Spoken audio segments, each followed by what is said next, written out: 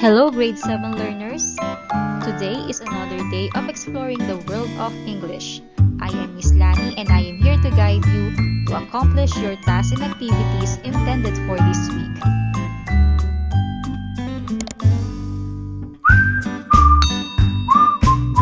So just like my previous tutorials, I will be using the English 7 Pivot 4A Learners Material, which was published by the Department of Education, Region 4A, Calabarzon. So we are now in the 5th week of our lesson, and the topic intended for this week is about the direct and reported speech. In my YouTube channel, I already uploaded my instructional video about this topic. So you are free to visit and use this as your reference so that it will help you to answer your tasks and activities for this week lesson. Direct and reported speech. This lesson describes the importance and differences between direct and reported speech. This also explains different ways and processes to be considered in converting direct speech and reported speech and vice versa. You are expected to identify the differences between direct and reported speech. Use direct and reported speech appropriately and understand and follow the rules. So in this lesson, you're not just going to identify a certain statement whether it is a direct or reported speech, but at the end of this module or lesson, you should be able to convert a direct speech to reported speech. Okay, so for learning task number 1, the instruction is to analyze the group of statements below. Write down your observations in your notebook. Okay, so you're going to analyze the statements written under the column of direct speech and reported speech. You're not going to copy these statements. Hindi nyo kokopyahin yan. Ang gagawin nyo lang, pagmamasdan yung mabuti, yung mga statements under ng direct speech at saka ng reported speech. So, ililista ninyo sa inyong notebook or booklet, ano ba yung mga napansin ninyo. So, for example, sa direct speech, ano ba yung meron sa direct speech na hindi nyo makikita sa reported speech? Okay? Or, sa palagay nyo ba, nagkaroon ba ng changes ng meaning? Okay, yung statement under direct and reported speech. So you're just going to write all your observations, okay, on the statements written under direct and reported speech. Of course, you're going to use English language. For your learning task number 2, the instruction is tell whether each of the following statement is a direct or reported speech. Write your answers in your notebook. You don't need to copy the following statements. You're just going to identify whether these statements, yung numbers 1 to 10, is either direct or reported speech. Okay, madali lang. Sulat nyo lang kung sa palagay nyo yung sentence number 1, direct speech, di isulat nyo direct speech. If it is reported speech, then write reported speech. So, answers only. So, let us see what's the difference between direct and reported speech. In direct speech, the message of the speaker is conveyed or reported in his own actual words without any changes. Take note, without any changes. It is also known as quoted speech. The exact message of the speaker is enclosed by quotation marks. So for example, we have here, the boy said, I ate pancakes. The mother ordered, clean the house. Is everything clear? Asked John. So, on these examples, the exact statement of the speaker are enclosed in the quotation marks. For example, we have here, I ate pancakes, cleaned the house, and is everything clear? So, these are the exact statements made by the speaker. Okay? So, yung mga exact statement natin, nilalagay natin sa quotation marks. That's why this is an example of direct speech. Kung ano yung eksaktong sinabi ng speaker, nilalagay natin inside the quotation marks. A direct speech has a reporting clause, reporting verb, reported clause, and reported verb. So, reporting clause and reported clause is different from one another. Same with reporting verb and reported verb. Okay?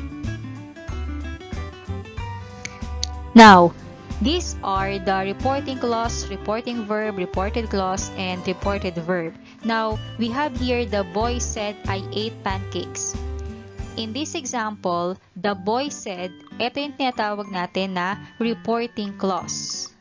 And then, this one, yung verb sa reporting clause natin, ang tawag natin dyan ay reporting verb. That's why the verb said is what we called as reporting verb. Next, the statement that is enclosed in quotation marks is what we called as reported clause. So, yung nasa labas ng quotation mark, reporting clause. Yung nasa loob ng quotation marks, reported clause. Now, the verb inside the reported clause or the verb used in reported clause is what we called as reported verb. Next, let's proceed to reported speech. Reported speech is also known as indirect speech. So if direct speech is known as quoted speech, reported is also known as indirect speech. It is a report on what someone else said or wrote without using that person's exact words. So kung ang direct speech, exact words, pag reported speech naman, you're not going to use the person's exact words. Unlike direct speech, it doesn't have quotation marks. So ngayon, madaling mag-identify kung ang statement ay direct or reported. Kasi ma'am, pag direct po may quotation mark. Pag indirect po, wala po. Okay? So in these examples, we have here the boy said that he had eaten pancakes. Pero kanina sa direct speech, ang nakalagay doon, the boy said, I ate pancakes. Sa palagay nyo ba yung the boy said, I ate pancakes and the boy said that he had eaten pancakes means the same? Yes, it means the same. So the meaning doesn't change, but the construction of the statement or sentences, meron siyang mga changes. Okay, so let's proceed to the basic rules in changing direct speech to reported speech. Katulad ng sinabi ko kanina sa introduction pa lang, you're not just going to identify whether kung ang statement ba ay direct or reported. Kailangan matuto kayo kung paano mag-convert ng direct speech to reported speech. At doon, kailangan alam nyo yung mga factors na dapat i-consider once you convert a direct speech to reported speech. So yung una, changes in person of pronouns. So when we say person of pronouns, we have the first person, second person, and third person. When we say first person pronouns, ito yung ikaw yung nagsasalita. Okay? Yung speaker mismo yung nagsasalita. So sabi dyan, the rule is first person pronouns in reported clause are always changed according to the subject of the reporting clause. Okay, so kailangan alam nyo pa rin alin ba yung reporting clause, alin ba yung reported clause, alin yung reporting verb, alin yung reported verb. Okay, so in the direct speech, we have here, Anna said, I am happy. Okay, alin ba dito yung ating reporting clause? Diba yung Anna said? So sa ating reporting clause, alin yung ating subject? Ang subject natin is si Anna. Now, pagdating sa reported clause, we have here, I am happy. Again, ang reported clause, that is the statement which is enclosed inside the quotation mark. So, I am happy is the reported clause. Now, ano ba yung pronoun na ginamit natin dito? Diba we use I? So, sino ba yung tinutukoy natin or sino ba yung I na tinutukoy dito? Okay, it pertains to Anna. Therefore, ang papalitan nyo dito is yung ating pronoun na I. Hindi pwede na maging I pa din yung gagamitin ninyo kasi mababago yung statement. Kasi di ba ang ibig sabihin nito, Anna said, I am happy. If you're going to translate it in Tagalog, parang sinabi ni Anna, ang saya ko. So, siya yung masaya. Now, pagdating sa reported speech, ang papalitan nyo is yung pronoun sa reported clause. Kailangan ng ipapalit nyo ay magmamatch dun sa subject ninyo sa reporting clause ninyo. For example, yung I dito, pinalitan natin ng she. Bakit? Sino ba yung tinutukoy na she dito? Diba si Anna pa rin? Hindi nyo pwedeng sabihin na Anna said that I was happy or I am happy. Hindi pwedeng maging I am happy kasi hindi naman ikaw yung masaya. Ang tinutukoy ni Anna sa direct speech niya kanina is siya yung masaya. Okay, so make sure na hindi mababago yung meaning ng statement nyo once you convert a direct to reported speech. Okay, same goes with the second person pronouns. So dito, second person pronouns in reported clause are always changed according to the object of the reporting clause. So dito, kung yung first person, siya yung nagsasalita, second person yung kausap. In the example, Joy said to Paul, "You passed the exam." So, ang kausap ni Joy ay si Paul. So, sinabi ni Joy kay Paul, "Pumasa ka sa exam. You passed the exam." Now, dito sa ating reporting verb, yung pronoun you, ang tinutukoy natin dyan ay si Paul. So, when you convert this direct speech to reported speech, papalitan niyo yung you ninyo na magmamatch dun sa object ninyo ng reporting clause. So, sa reporting clause natin, si Joy yung subject natin. And then, si Paul yung ating object. So, kailangan ang ipapalit yung pronoun is yung mag-aakma dun sa object ninyo sa reporting clause, which is si Paul. That's why we use he. Bakit he? Kasi si Paul ay lalaki, female. That's why the reported clause becomes Joy told Paul that he had passed exam or passed the exam. Next, third person pronouns in reported clause are not changed. So kapag naman gumamit tayo ng third person, okay, pag sinabing third person, ito naman yung pinag-uusapan. First person, nagsasalita. Second person, kausap. Third person, pinag-uusapan. So, once we use the third person dito sa ating reported clause, pagdating sa reported speech, hindi natin siya babaguhin. That's why yung ating direct speech na Joanna said, she looked sad, naging Joanna said, she looked sad. Same pa din. Okay? Next, the second factor that we should consider in converting direct to reported speech is yung ating verbs. Sabi dito, if the reporting clause is in present tense or future tense, then no change is required to be made in the verb of reported clause. This verb could be in any tense. Okay? Sa reporting clause natin, again, yung reporting clause, yung clause na wala or nasa labas ng quotation marks. Pag gumamit tayo ng reporting verb na nasa present tense or future tense, same, wala tayong babaguhin dun sa ating reported clause. For example, direct speech, he says, I am going to the library. Diba, ito yung tinatawag natin na reporting clause. So, ang ginamit nating reporting verb ay says. And says is in the present tense. Okay, yung ating reported clause, we have, I am going to the library. Now, pag translate nyo siya or kinonvert nyo siya sa reported speech, okay, yung ating reporting verb ay ganun pa rin. He says pa din. But then, yung ating reported verbs, ating reported clause, ganun pa din. Ma'am, sa direct speech, am going po siya. Pagdating po sa reported speech, is going na po. Nabago po yung am at saka yung is. Hindi. Okay? Kaya lang tayo gumamit ng am kasi dito sa ating reported clause ay yung subject natin. Okay? Tapos dito sa ating reported speech, we have he. Hindi natin pwedeng sabihin na I is going o kaya he am going kasi may kanya-kanyang usage siya. Okay?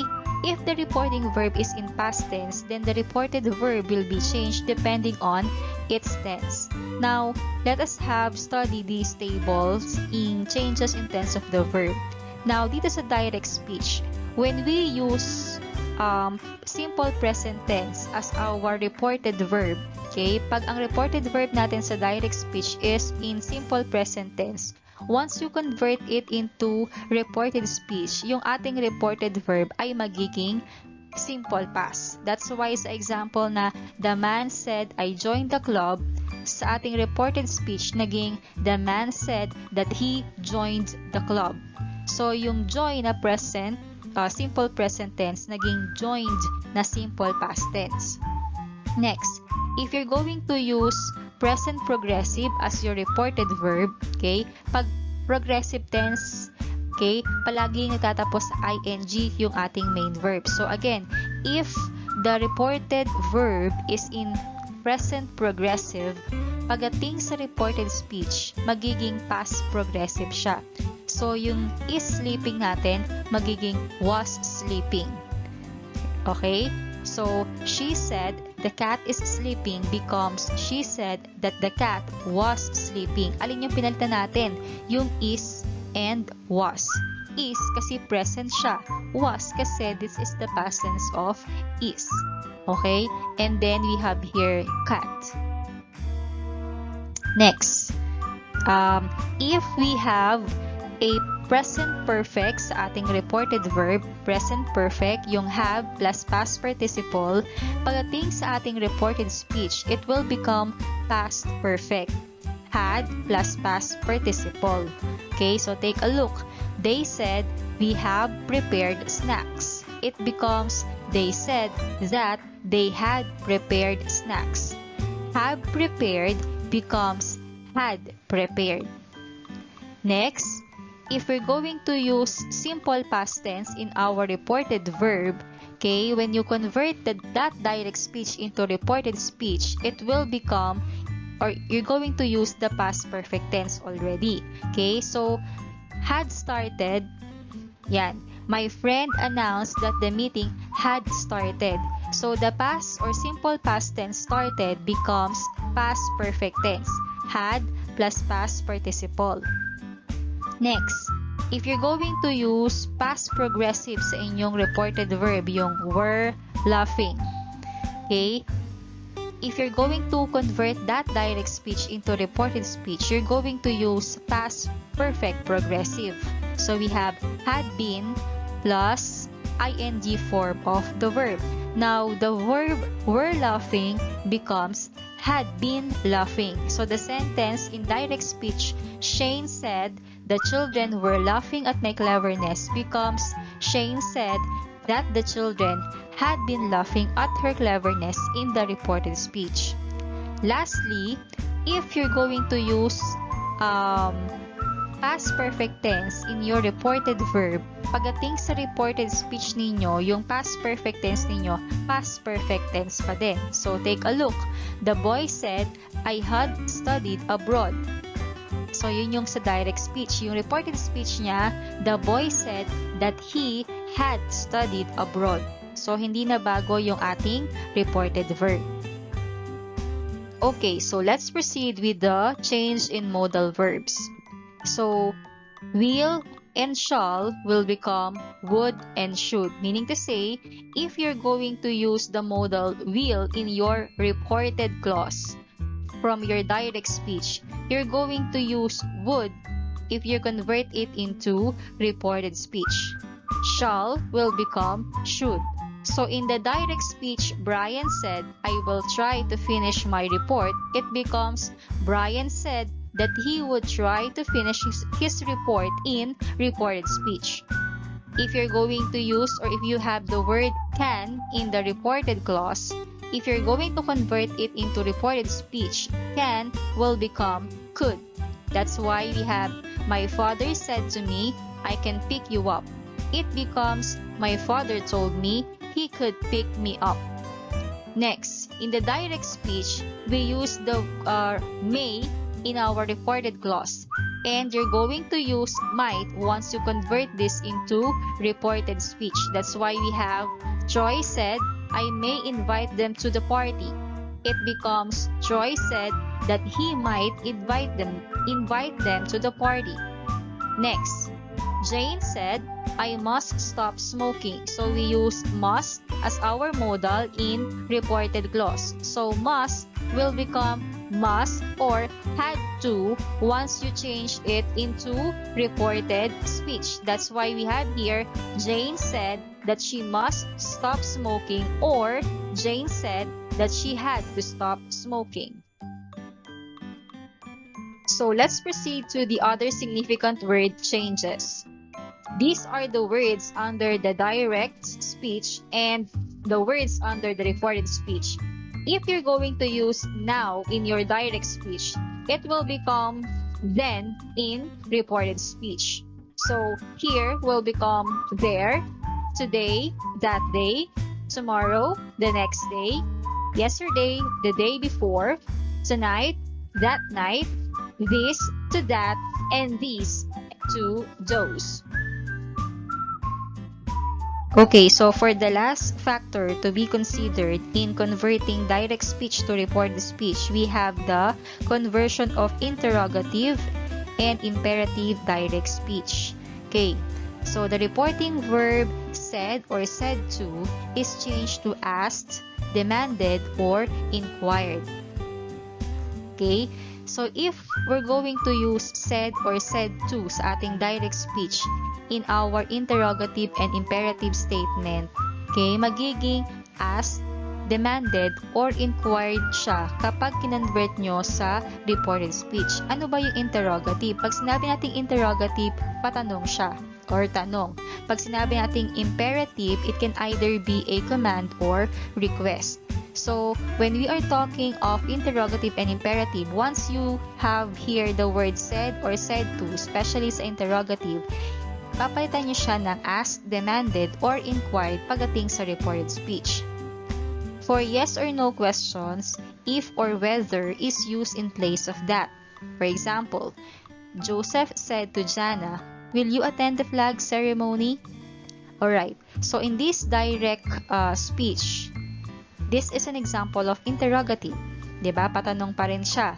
Now, yung said to natin sa ating direct speech ay papalitan natin ng asked, demanded, or inquired. So, we're going to use asked. Now, yung will, in our the modal in our reported clause will become would. Okay? And then yung you. So, sino ba yung tinutukoy natin na you dito sa yung ating pronoun sa ating reported clause? So, we are pertaining to Jana. Okay? So, papalitan natin yung you ng she because Jana is female. Okay? And then we have here attend. This is in present tense. So, yung verb or reported verb in simple present tense will become simple past tense in reported speech. That is why ang ating reported speech is Joseph asked Jana if she would attend the flag ceremony. So, ang pinalitan natin yung said to, we change it into asked. Now, instead of using that, we use the word if. Or, you can also use whether. Okay? So, we change will to would and you to she, as well as the verb attend to, attended. Next, for WH question, neither if is used nor any other word is added. For example, my little brother said to the waitress, "What are you doing?" So, WH siya because of the word what. Okay, so ano ba yung mga WH na words? So, we have what, where, when, why, who. Okay, now, so we use the word said here in our direct speech. The reporting verb is said. Now, sa ating pronoun inside the reported clause, we use you pertaining to the waitress. And then we have here are. So, are is in simple present tense. In our reported speech, we have here, my little brother asked the waitress what she was doing. So, hindi natin tatanggalin yung what. Okay, yung she, pinalit natin dun sa pronoun na you. Okay, yung you dito pertains to the waitress. So, dito sa ating reported speech, yung she also pertains to the waitress. Kaya nga she kasi babae, waitress. And then, was. So, yung simple past tense natin or simple present tense natin sa ating direct speech ay naging simple past. Ma'am, bakit po yung are ay naging was? Di ba po dapat were? Okay, bakit hindi where? Kasi dito, meron tayong you. You are. Di ba hindi nyo pwedeng sabihin na you is. You is beautiful. Palagi tayong you are. Now, dito, meron kasi tayong she. And she is a singular. Okay, singular subject. That's why we use was. Next, for imperative, okay, that express a command, the reporting verb said or said to is changed to ordered or commanded. So, kapag interrogative, okay, pag interrogative yung direct speech, yung said or said to natin, magiging asked, demanded, or inquired. Pag imperative that express a command, pautos. Okay, yung ating reporting verb na said or said to ay magiging ordered or commanded. Like, for example, the librarian said to me, keep quiet. So, pautos siya kasi keep quiet. So, inuutusan ng librarian na tumahimik. Okay, so we use said to as our reporting verb. And then, the command here is keep quiet. Alright, so sa ating reported speech, naging the librarian ordered me to keep quiet. So, yung said to naging ordered. Next, for imperative that express a request, what's the difference between command and request? Diba? Pag request, it uses the word please or may, right? So, the verb or reporting verb said or said to is changed to requested. Okay? O kaya naman said to, or told will be changed into requested. For example, he told me, please call me. The reported speech is, he requested me to call him. Ano yung nabago? Yung told, naging requested. And then yung me, him. So, dito sa direct speech, please call me. Sino ba yung dapat tawagan? Yung nagsasalita, he. Diba? Now, pagdating sa reported speech, yung me, papalitan natin ng another pronoun that will identify our subject. So, yung him dito, ang tinutukoy niya, eto bang me? Hindi. Ang tinutukoy niya ay etong ating subject. So, hindi na bago yung meaning ng statement. The use of the word that is optional in reported speech. Both of the following sentences are correct. The student that he said that he had gained weight, or the student said he had gained weight. So, parehas lang yon. Learning task number 4, imagine yourself as a news reporter. Convert the messages of the people from learning task 3 into a news report. Write your answers in your notebook or booklet. So, in learning task number 4, kung kanina sa learning task number 3, I told you that you're going to write what you think is the exact statement, okay, being told by the personalities like President Duterte, Catriona Gray, and Mang Tani. Diba, sabi ko, you're going to put the exact statement inside the quotation marks. That's why kailangan yung statement ninyo ay nasa direct speech sa learning task number 3. Sa learning task number 4 naman, kung ano yung sinulat nyong statement sa learning task number 3, which is nasa direct speech, i-convert nyo siya into reported speech para ma-accomplish nyo itong learning task number 4. So, kung halimbawa, sinabi ko kanina, President Duterte said, I hate corruption. So, yung I hate corruption, yun yung nakalagay sa quotation marks, inside the quotation marks. Now, pagdating sa reported speech, sa learning task number 4, kung ano yung sinulat nyo sa number 1, yun yung i-convert nyo. So, yung President Duterte said, I hate corruption, i-convert nyo siya sa reported speech, which will becomes, President Duterte said that he hated corruption. Okay, for the last activity or task, the instruction is to change direct speech to reported speech. The first number is done for you. Alright, so ang gagawin nyo lang dyan is you're going to convert the direct speech into reported speech. Okay? So may example na siya. Yung Nicole said, tell me the truth. It becomes, Nicole demanded to tell her the truth. I-analyze na muna natin ha. So yung tell me the truth, that is a command. 'Di ba? At pag sinabi natin na command, yung said or said to sa reporting clause ay magiging asked or demanded, 'di ba? Sa ating reported speech. That's why yung said yung Nicole said naging Nicole demanded. Now tell me the truth. Kanina sasabihin or ang papalitan natin dyan ay yung me. Alright? So, yung me. So, yung me, papalitan natin ng another pronoun which is her. Her. Yung me dito, sa learning task number 1, ay tumutukoy kay Nicole. That's why mag-iisip kayo ng pronoun na papalit sa me na tutukoy din kay Nicole. Kaya ang ginamit natin ay her. So, bakit her? Kasi Nicole is female.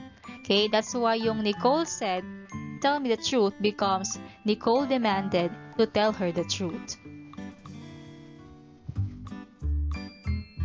Okay, so that ends my tutorial about the direct and reported speech. I hope that this video will help you to accomplish and finish your task intended for this week. See you again next time. Bye!